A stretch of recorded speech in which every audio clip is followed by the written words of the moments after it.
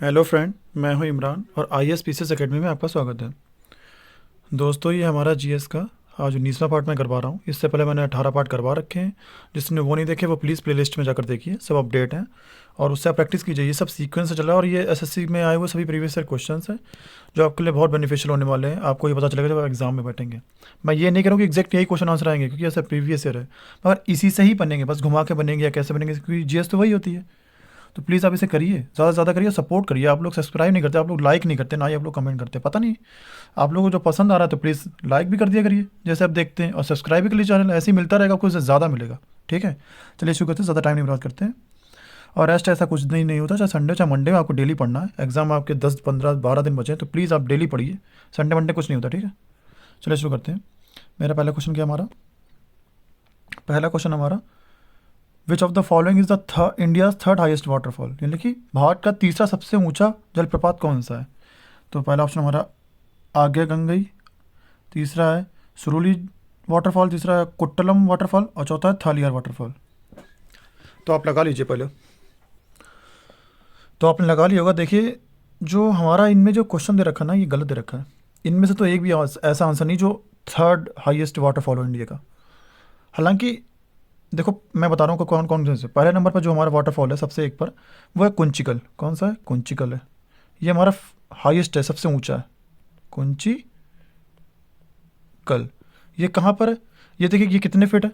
ये है, ये 455 मीटर। ये इतने मीटर का है, ठीक है, सबसे बड़ा है ये। और ये कहाँ पर है? कुंचिकल कहाँ पर है? कुंचिकल है कर्नाटका में। कर्नाटका में। और कर्नाटका में कहाँ पर? ये बहुत इंपॉर्टेंट हो सकता है, क्योंकि शिवमोगा जगह आपने सुना होगा। शिवमोगा अभी हाल ही में बहुत चर्चित में था, शिवमोगा बहुत चर्चा में था।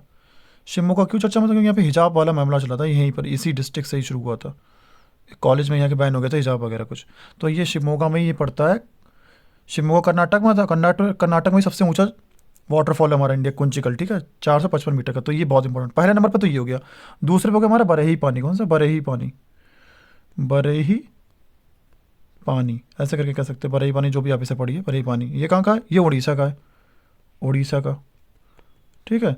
और ये कहाँ पड़ता है? मयूरभंज में पड़ता है, उड़ीसा का मयूरभंज में। और ये इसकी हाइट कितनी? इसकी हाइट है 399 metre, 399 feet, 399 metre, sorry, metre, ठीक है।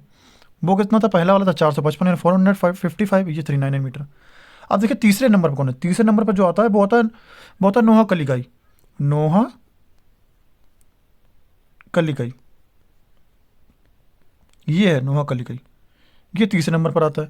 इसकी हाइट है 340 मीटर, 340 मीटर। ये तीसरे नंबर पर आता है।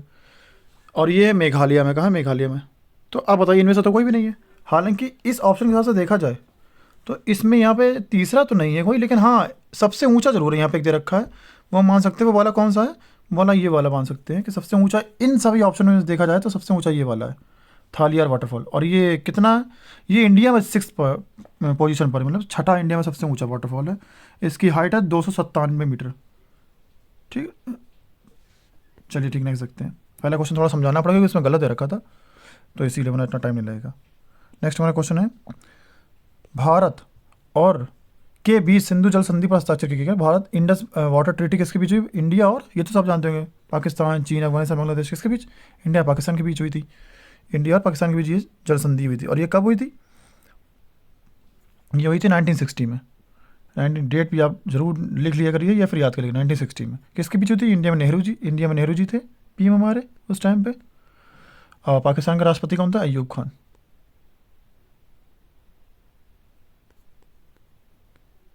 जितना नॉलेज हो पाए उतना आप लिख लीजिए, ठीक है। नेक्स्ट नेक्स्ट हमारा क्वेश्चन है, वालियार बांध केरल के किस जिले में स्थित है? कौन सा? वालियार डैम, ठीक है। तो आपके सामने ऑप्शन है, कासरगोड है, पलक्कड़ है, त्रिशूर है, इदुक है। तो आप देख लीजिए, आपके सामने ऑप्शन है। क्या आंसर है इसका? इसका आंसर हो जाएगा पलक्कड़, ठीक है। नेक्स्ट, गंगा नदी गंगोत्री हिम पर्वत से निकलती है और जा मिलती है, यानी कि ये बोल रहा है कि गंगोत्री से गंगा निकलती है, ठीक है। Ganga emerge from Gangotri. और ये गिरती कहाँ पर है, ये पूछा गया। क्या प्रशांत महासागर में गिरती है, या फिर बंगाल की खाड़ी में, या हिंद महासागर में, या अरब सागर में? तो आपको ये भी पता होगा, ये कहाँ गिरती है? बंगाल की खाड़ी में, ठीक है। नेक्स्ट, निम्न में से किसे भारत की विशाल तंग घाटी कहा जाता है, यानी कि ग्रैंड कैनियन ऑफ इंडिया? आपके सामने ऑप्शन आप पढ़िए। पहला है गंगानी विशाल तंग घाटी, ठीक है। दूसरा चंबल रिवर कैनियन, ठीक है। तीसरा है ग्रेट कैनियन ऑफ गंदीकोटा। और इसमें एक ऑप्शन मिसिंग है, कोई बात नहीं, हमारे यहाँ पे जो आंसर है वो यहीं पर है। कौन सा है? Great canyon of गंदीकोटा।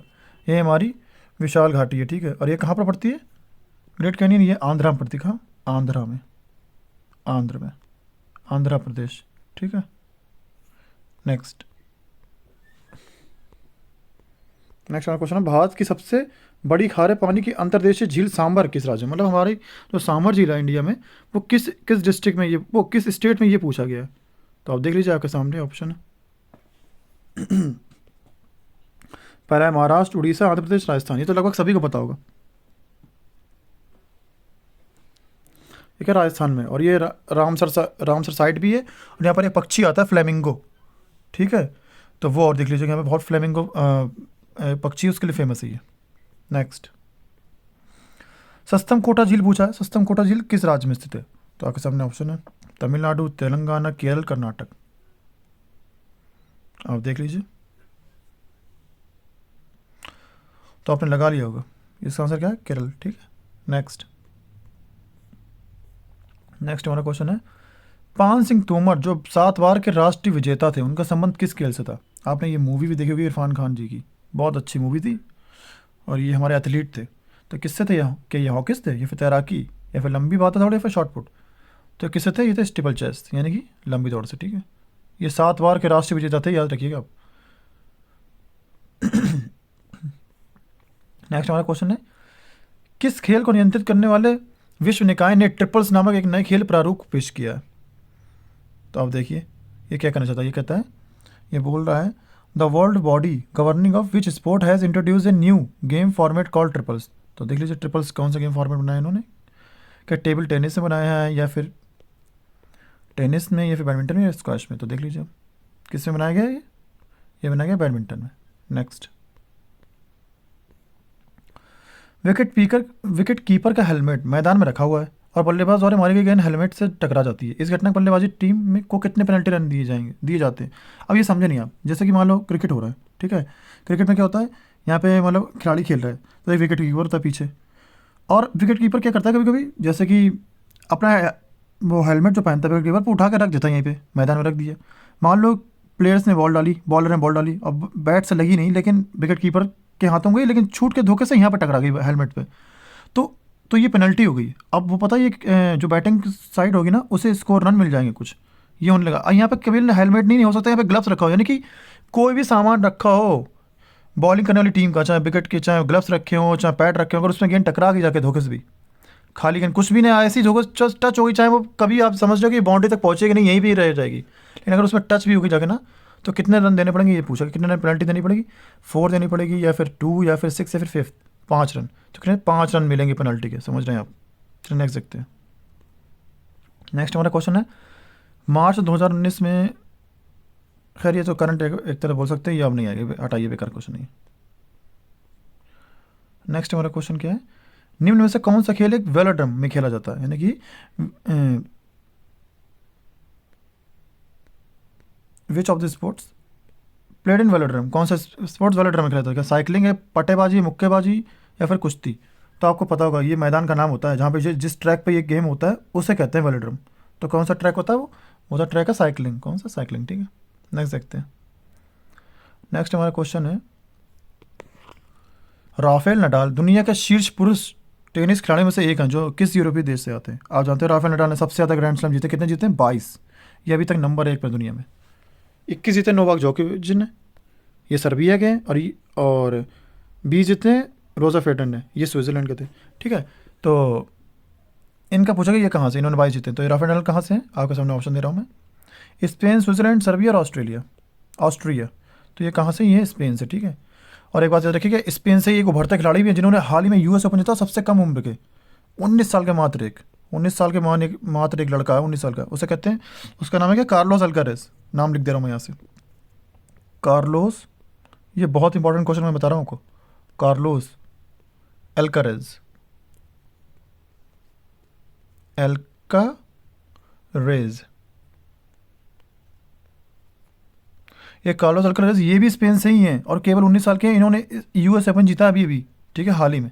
तो ये याद रखिएगा, जरूर इंपॉर्टेंट क्वेश्चन है। नेक्स्ट, निम्न में से किस खेल के साथ जब जब नहीं, यहाँ से देखिए जैब, एक तरह से जैब शब्द जुड़ा हो। जैब मतलब जैब जो टर्म्स हैं किस स्पोर्ट से एसोसिएट है, तो देखिए क्रिकेट से, बॉक्सिंग से, बिलियर्ड्स से या बास्केटबॉल से। तो आपके सामने ऑप्शन है, देख लीजिए आराम से। ये किससे है, ये है बॉक्सिंग से। और क्या होता है ये, जब जो बॉक्सर होता है ना, जो दूसरे प्लेयर को क्या होता है, सीधे मतलब चिन पे मारता है, ऐसे नीचे से हाथ सीधा करके स्ट्रेट एक चिन पे घुसा मारता है, एकदम पंच करता है चिन पे, उसे कहते हैं जैब, ठीक है। नेक्स्ट देखते हैं। नेक्स्ट हमारा क्वेश्चन है, भारतीय खिलाड़ी नीरज चोपड़ा का संबंध खेल से है। देखिए इसके ऑप्शन मैंने कट कर दिए जानबूझ के, मैंने एक ऑप्शन ये भी धोखे से, ये भी नहीं देना चाहिए था। आपको खुद बताना है किस खेल से, मैं भी देखूँ आपको पता है कि नहीं पता, क्योंकि ये काफ़ी फेमस है। हाल ही में इन्होंने टोक्यो ओलंपिक में गोल्ड मेडल जीता है और ये भारत के लिए बहुत बड़ी शान की, फ़ख्र की बात है, ठीक है। तो आपको ये पता ना चाहिए किस गेम से, आपकी अवेयरनेस भी जाना चाहो, प्लीज़ अगर कमेंट बताइएगा अगर आपको आता है। पता चले आप लोग बॉलीवुड और मतलब इंस्टा में बिजी हैं कि, या फिर आपको ये भी आता है कुछ, तो प्लीज़ बताइए, ठीक है। नेक्स्ट क्वेश्चन है, मोरोपंत तांबे और भागीरथी सप्रे, इनकी बेटी थी जो फेमस हुई किस नाम से। तो आप बताइए कौन। आपके सामने ऑप्शन है, अहिल्याबाई होलकर, या फिर रानी लक्ष्मीबाई, या फिर राजमाता गायत्री देवी, या फिर जीजाबाई। तो आप बताइए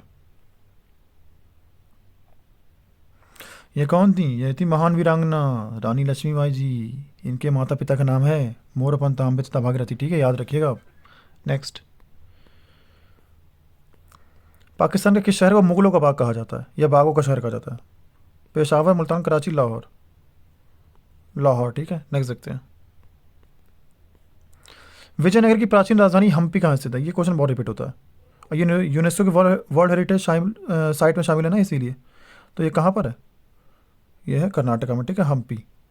यहाँ पर रथ मंदिर भी है, याद रखिएगा। नेक्स्ट, निम्न में से कौन 15वीं शताब्दी के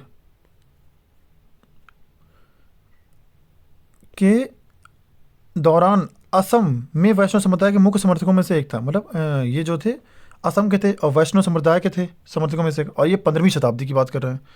इंग्लिश में पढ़े, जैसे पढ़ना इंग्लिश में देख लिया आपने। तो ऑप्शन देते हैं के सामने, जयदेव थे, या फिर घासीदास थे, या फिर रायदास थे, या फिर शंकरदेव थे।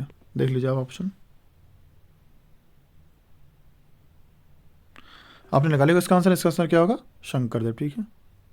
नेक्स्ट, ये असम कैसे याद रखिएगा, असम के। मध्यकालीन भारत के संदर्भ में निम्न में से युग में से कौन सा युग में सही नहीं है। कौन सा, मिडाइवल पीरियड में एक पेज जो है करेक्ट नहीं है। देखिए कौन सा है, मार्को पोलो मोरक्को, अल्बरूनी तुर्की, फ्रांसवा बेरनियर स्पेन। सही है, ये पूछा गया सही है कौन सा करेक्ट है, ठीक है, क्योंकि ये तो सभी। और एक है डोराते बारबोसा, पुर्तगाल, ठीक है। अब देखिए मैं बताता हूँ आपको, ये यात्री हैं जो आए थे इंडिया में, ठीक है, मिडाइवल टाइम में। तो देखिए मार्को पोलो कहाँ था, मोरक्को थोड़ा था, मोरक्को था, इब्ने बतूता था। तो ये मार्को पोलो कहाँ थे, ये थे इटली के, कहाँ के, इटली के थे ये, ठीक, याद रखिए इटली के थे। और ये किसके शासनकाल में आए थे, ये थे मतलब साउथ का चला था, पांडे शासनकाल में आए थे, पांडे वंश में, ठीक है, पांडे डायनेस्टिक टाइम पे ये आए थे, याद रखिएगा, पांड्या।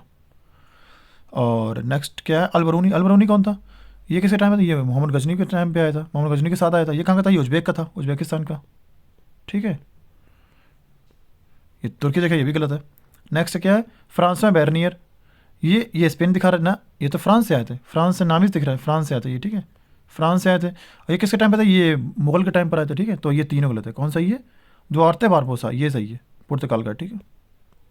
नेक्स्ट देखते हैं,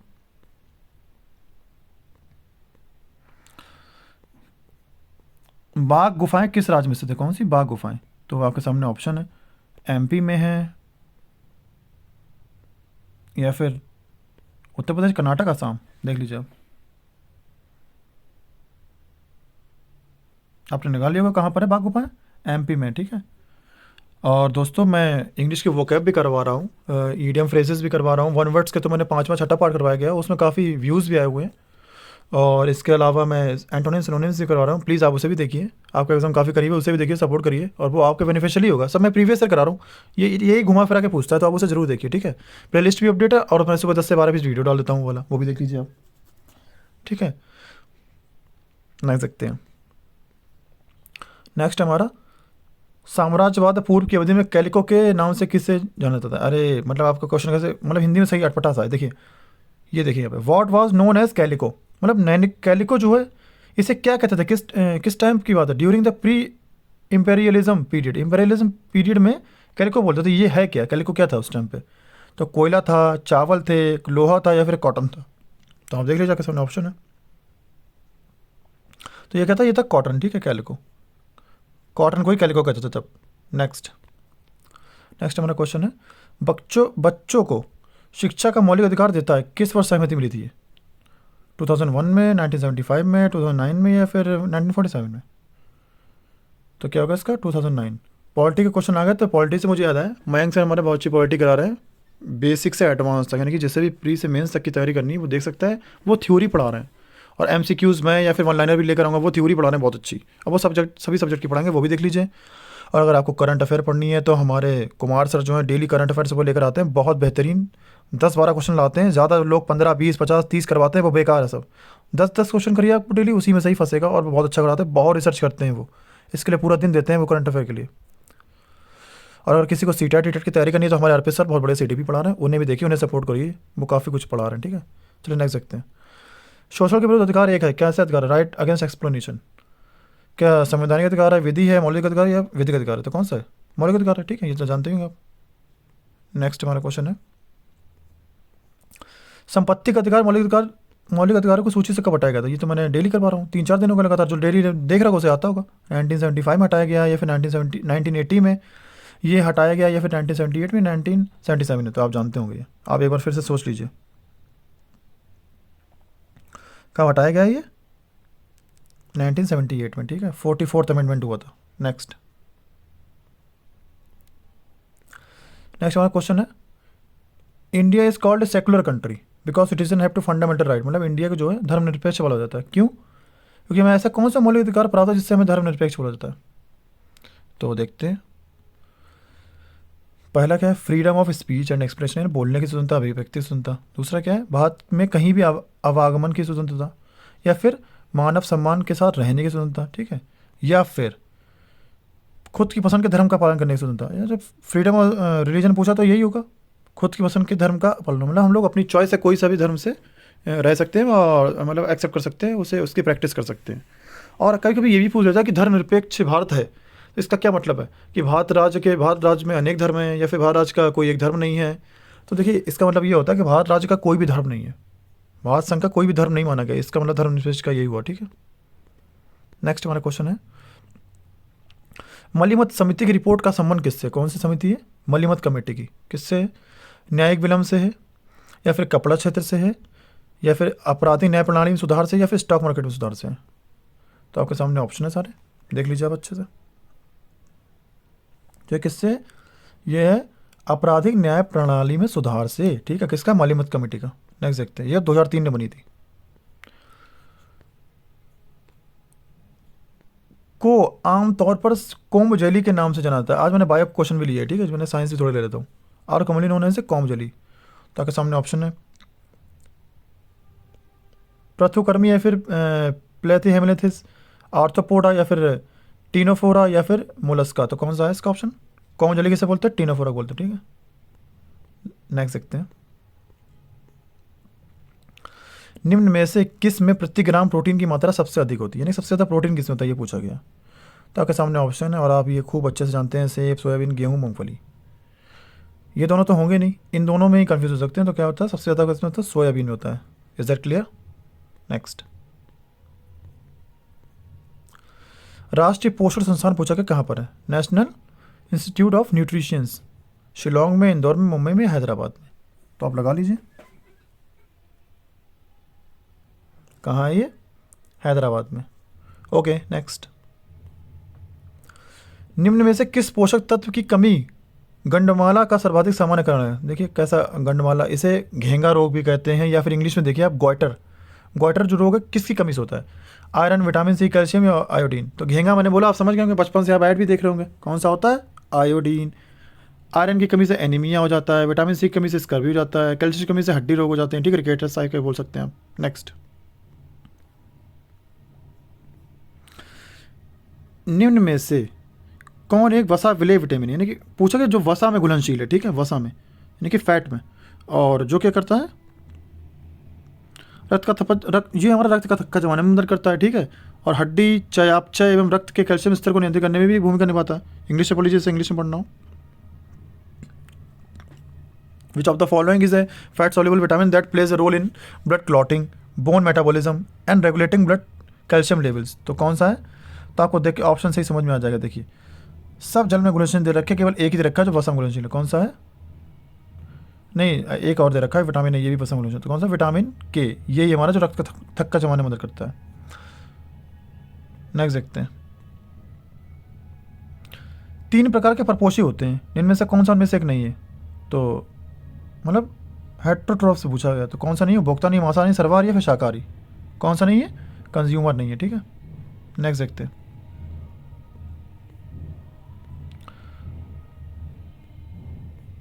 नेक्स्ट हमारा क्वेश्चन है, निम्न में से कौन सा केंद्रीय आर्थिक समस्या नहीं है जिसे उत्पादन संभावना वक्र द्वारा सुलझाया जाता है? तो आप देख लीजिए, आपके सामने ऑप्शन है। क्वेश्चन इंग्लिश में पढ़ लीजिए, इसे पढ़ना हो तो ऑप्शन क्या है? संसाधनों की पूर्ण उपयोगिता, या फिर सस्टेनेबल सतत खपत, या फिर इकोनॉमिक इफिशिएंसी, या फिर आर्थिक विकास।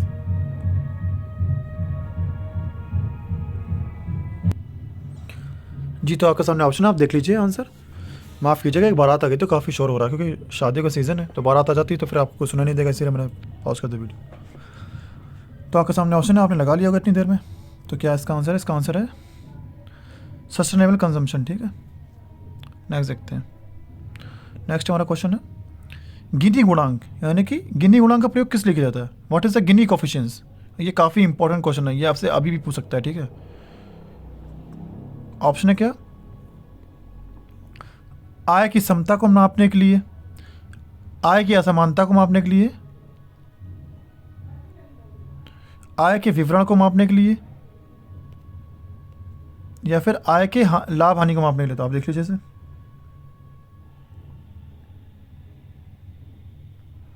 तो किसके लिए होता है? ये होता है ऑप्शन हमारा बी, आय की असमानता को मापने के लिए। अब ये क्या होता है?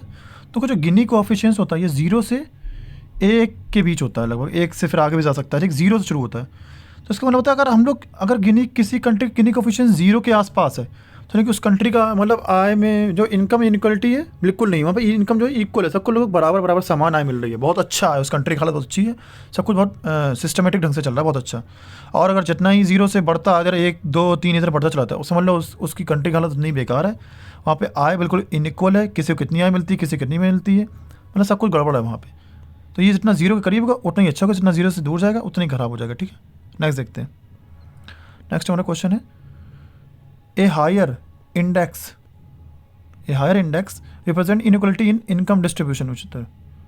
देखिए फिर से वही पूछ देगा, उस सूचकांक में असमानता दर्शाता है, क्या दर्शाता है? अभी सेम है, बस घुमा के पूछे, क्या है? गिनी कोएफिशिएंट है, ठीक है।